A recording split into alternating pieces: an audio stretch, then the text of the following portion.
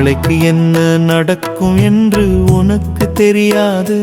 மாலை மரியாதை புகழ் எதற்கு? நாளைக்கு என்ன நடக்கும் என்று உனக்கு தெரியாது. கெட்டி மேளம் தாலி எதற்கு? நாளைக்கு என்ன நடக்கும் என்று உனக்கு தெரியாது. பிள்ளை குட்டி சொத்து எதற்கு? சொர்க்கம் நரகம் கதை எதற்கு? வீடு வயல் வரப்பு எதற்கு? வங்கி சேமிப்பு கணக்கு எதற்கு?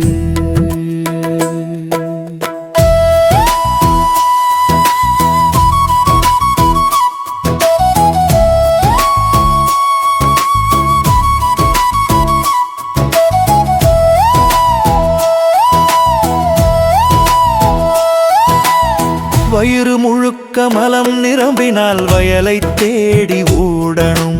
3 வேளை பசி எடுத்தால் சோறை தேடி ஓடணும். வயிற்று பசிக்கு சோறு கிடைக்க வேலை செய்ய போகணும்.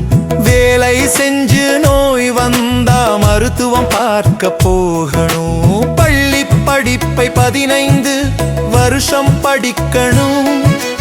கல்லூரி படிப்பை 5 வருஷம் படிக்கணும். வேலை கிடைக்க 2 வருஷம் அலையணும். திருமணம் செய்ய வீடு கட்டி தொலையணும். பிள்ளை பிறந்தா செய்யும் வேலையாக மாறணும். மீதி வருஷம் முழுவதும் குடும்ப வலையில் இருக்கணும். புதிதாக ஒன்றும் அறியாம இறந்துதான் போகணும்.